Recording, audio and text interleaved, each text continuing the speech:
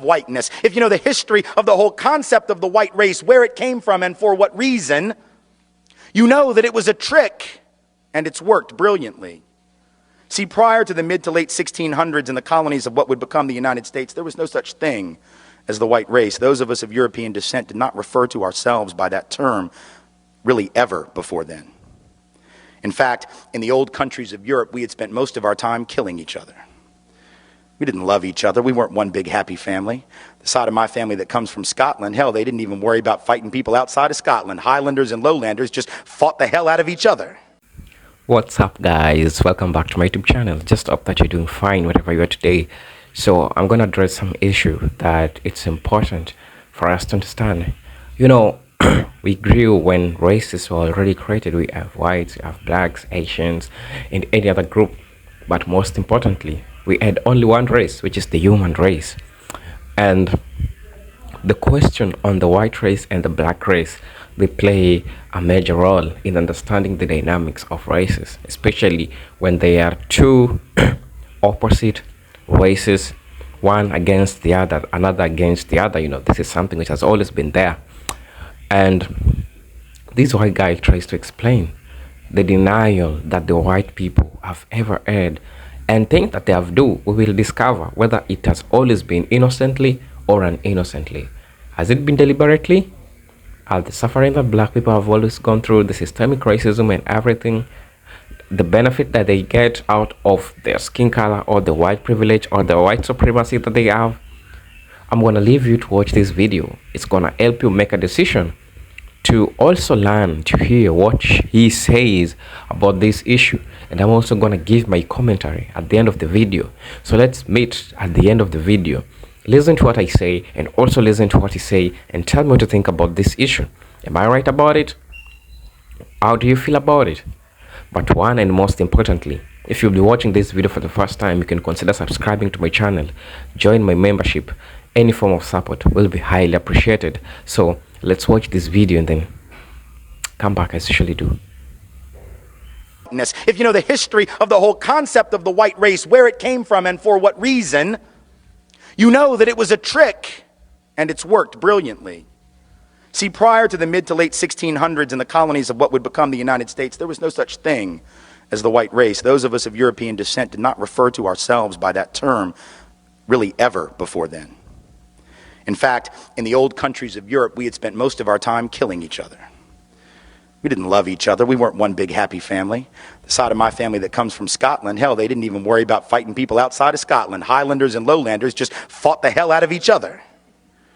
So there was no white race, but in the colonies of what would become the United States, what did we see in the 1660s, 1670s? We began to see that Africans of indentured servant status, many of them not enslaved yet, they were not necessarily permanently enslaved. Some were, others were indentured like many poor Europeans for periods of 7 to 11 years. They could work off their indenture and then they would be free labor technically.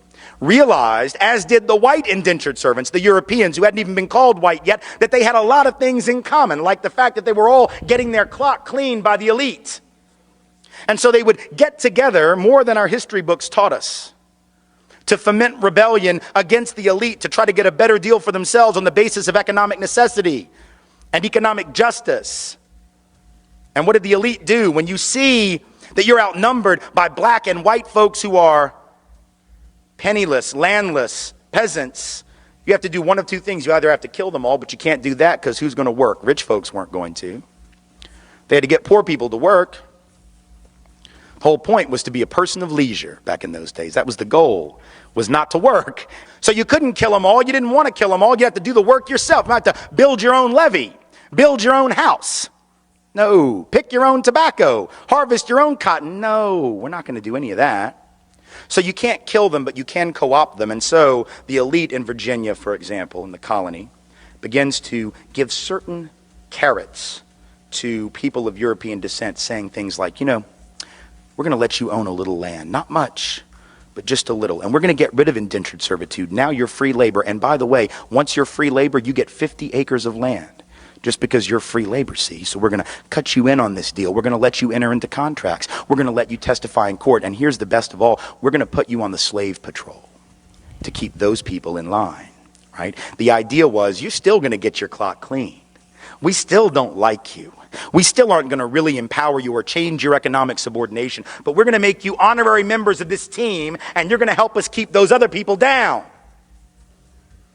And so they got a little taste of power, and it did effectively divide and conquer those coalitions. Those rebellions began to stop almost instantly. Fast forward to the Civil War era, you have rich white folks in the South, where I come from, standing up and openly admitting that the reason they're prepared to secede from the Union, and the only reason they ever articulated publicly, ever, was to maintain and extend slavery and white supremacy not only where it already existed, but into the newly acquired, that is to say, stolen territories from Mexico to the West. That was what they said. Now we lie about it. We say it wasn't about slavery, that it was about states' rights. Yes, the right of the states to keep and maintain slaves, exactly. But back then they had no shame, so they didn't try and cover it up. They openly said it, but once again, the rich didn't want to go do the work. Are you kidding? No. They're going to get poor people to go fight for them. And the poor folks didn't even own slaves. Now think, how do you get poor people who don't even own the shirt on their back, let alone slaves, to go fight to keep your slaves for you? You've got to convince them that their skin is more important than their economic interest. Because think about it, if I am a farmer who has to charge you $1 a day or $2 a week to work on your farm and harvest that tobacco or pick that cotton, but you can get a black person to do it for free because you own them, who's going to get the job? Not me. In other words, slavery actually undermined the wages and the wage base, the economic floor of the typical white working class or low income person. But they were told, if these people are freed, they're going to take your job. No, fool, they got your job. That's the point. And so at some level, again, working class white people being harmed by white privilege, relatively being advantaged, right? Being given a leg up, being given a membership to the club, but in absolute terms being kept economically subordinated by the very thing that gave them a sense of superiority. How's that for irony? Then in the present era, this hasn't stopped. This is not ancient history. Now we have people running around insisting that we should close the border with Mexico because if we don't, the wages of working class people will continue to fall. The implication being that the only reason workers are paid like crap in this country is because the border is open. But if you believe that, you would actually have to believe that if that border were closed, that all these owners of capital and industry would just say, oh, well, you figured us out. Here, it's a raise. Do we really believe that the only thing keeping bosses from paying people more is the presence of low-wage, medium, semi-skilled labor from south of this artificial border? Is that really what we believe? We know that if that border is closed, it isn't going to be closed to capital. It isn't going to be closed to goods. If you have a border that can be crossed by capital looking for the highest return on investment or goods looking for the highest price, but labor is chained to its country of origin, how is that going to work to the benefit of working people? By definition, it doesn't. By definition, it immiserates the working class. Divide and conquer. But the best example of all, perhaps, in the contemporary era, in the greater New Orleans area after Katrina. Here you have two communities that were the most hard hit. The lower Ninth Ward, mostly black community, 94% African American, about 40% official poverty rate, heavy working class community. And right across the canal, St. Bernard Parish, Chalmette, 95% white, also working class, high levels of poverty, economically very similar. And at the end of the day, in those first few days of September 2005, more similar than they probably would have realized. Because when those levees broke, they all got their stuff jacked. They all got their stuff destroyed. But if you had asked white folks in Chalmette, and I've done it, who was the cause of the problems in the greater New Orleans area prior to that flooding, they would have pointed across that canal at those black folks, wouldn't have called them black folks, and would have said, there, that's the problem. 70% of the white folks in St. Bernard Parish voted for David Duke, white supremacist, neo-Nazi, former head of the largest Ku Klux Klan group in the United States when he ran for governor in 1991. 7 out of 10 gladly voted for him because he was blaming black folks for all of their problems, and they bought it. What's the irony?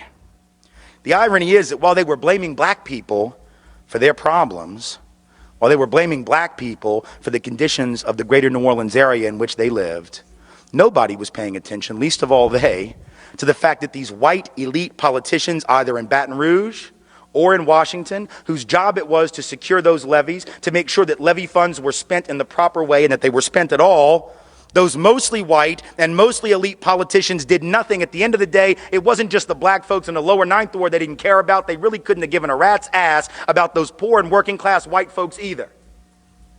And yet, when the people of Chalmette, people of St. Bernard Parish got back into session, first time they had a city council meeting, parish council meeting after the flooding, the lights aren't even on yet. The water isn't even hooked up. And the first order of business was to pass an ordinance saying that you couldn't rent property in St. Bernard Parish to anyone who wasn't a blood relative.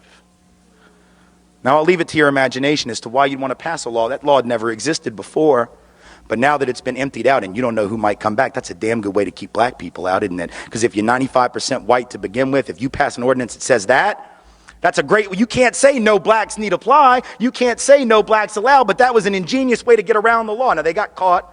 There was a lawsuit threatening, they got rid of the ordinance. But my point in bringing it up is to say, once again, divide and conquer is working. These white folks in Chalmette need to march across that canal and join hands with the black folks who've been sitting there more than willing to work with them for an awful long time and march on Baton Rouge and march on DC and march on the Corps of Engineers and recognize their commonality of interest. But the whiteness and the lure of whiteness has tricked these have nothing in their bank account white people into believing that they got more in common with the rich white folks on St. Charles Avenue that didn't lose anything in that flooding than they have in common with the black working class folks who live about 500 yards away. You know, after listening to this guy, reminds me of different videos of white teenagers, black teenagers, old man who is black in America, talking about how he is depressed and how it has been so hard for them even to get a job to do. There's this video of this lady, I think I shared it some times ago, when she said she's living in a white dominated community, and with this she can't do anything right. When she goes to ask for a job, she's being told to wait. When she's trying to do something, there's always somebody who is better than her, who is the other color, you know. So Tim Wise, or this white dude, tries to explain this thing deeply, you know, and introduces the thing which is called the white privilege. He talks about it deeply, and that's what we need to understand. Blacks, especially who are in a white dominated communities, they usually be affected from this problem of white privilege, because others will always be considered first before you. Not that you are not good in the merit, or not that you are not qualified for the job. I'm talking from not experiences, but people's experiences who have experienced this, who has talked to me on face to face, especially black Americans or African Americans who have faced these issues, you know. So it's a face to face problem that they have. Not that they are not always qualified. In fact, you'll realize that most of blacks who goes to this job, they are high. When you look at merit, they have achieved everything when you look at merit as compared to other people. But there will be that one problem that these people will always try to look to them. That one problem, and that's what they'll always use against them. You know, so I'm gonna read you through these notes that I made about this issue, and we're going to talk about more of it. So first, we need to discuss about this, the erasure of politics and culture. So Tim Wise, he talks about the white privilege, how the white privilege leads to the erasure of the political and cultural realities of people of color, simplifying complex issue into individual acts of racism. I think in the example that I've given, I've tried to highlight that issue, you know, the erasure of things that people of color also do. This includes being not included in the job sector. This means being left out because you are in a white dominated places. You know, even in the city, we have seen, I haven't gone to US, but I think this is true. Not that I think, but this is true. We have cities which is white dominated. We have cities which is black dominated. So, for instance, when a black person goes in a city where it's white dominated, he might face this kind of political and cultural erasure because you'll have to comply with what's in your environment, you know. Um, we also talked about white denial. He also talked about white denial. He discusses the common denial amongst white people about the existence of systemic racism and their privilege within it. And this is true. There is always white denial about the systemic racism. Tell you what, I ever watched this show. This guy is called Ian somebody. Usually invite guests to talk in his show. So there's this day that he called this white guy, and he asked him, "What can you say about the systemic racism, which has been happening to black people since then?" You know, and he says that there is nothing like systemic racism. Black people need to work hard just like any other people. And they refer to Africans. They say that, oh, look at Africans. If you're saying that you're black and you're complaining that you're black, that you should get a privilege because you're black because of a systemic racism. Look about the Africans who are coming here and working hard. And I was like, okay. And like, bro, literally is denying that there is systemic racism and he's trying to raise that. So when he's raising that, it means that they are denying that blacks are not facing the problem of systemic racism. Man, I feel like that threw me off because this is something which happens and we always see it on TV.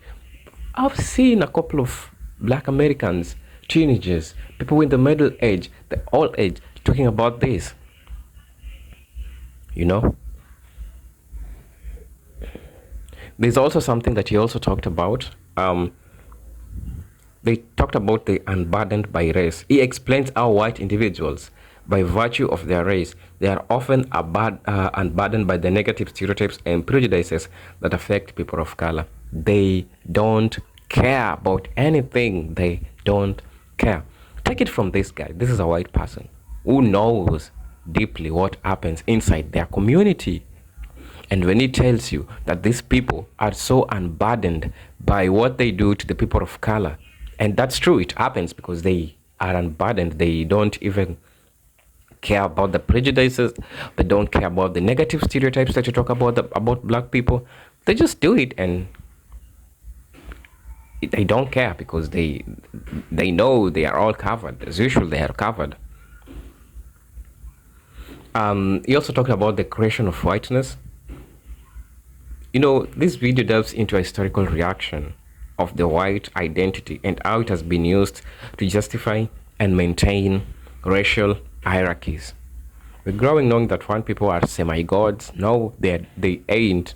We need to understand that they have just always been having advantages, and we came late on time, and we're catching up, and they're worried that we're catching up. So there's always another way of coming up with ways of trying to derail us, trying to keep us back, people from the black community, but we are always rising. I also talk about the privilege and pathology. This white guy argues that the white privilege is not only damaging to people of color, but also to white people, as it creates a false sense of superiority and entitlement. That's true. Privilege and pathology. The death of your own, the detrimental of your own, because if you believe that you can do a lot of things that you can't do, but then you realize that black people are doing it effortlessly, it kills you. It kills you. And when it kills you, it interferes with you and a lot of things. You question a number of things, you know. I don't want to delve much into that.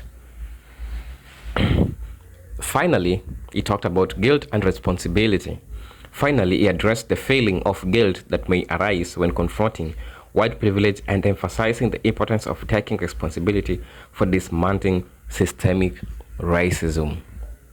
At some point, there's a contradictory points that this guy says about, you know, they are unburdened, but again, in the end, he says that there is some type of guilt that comes with it.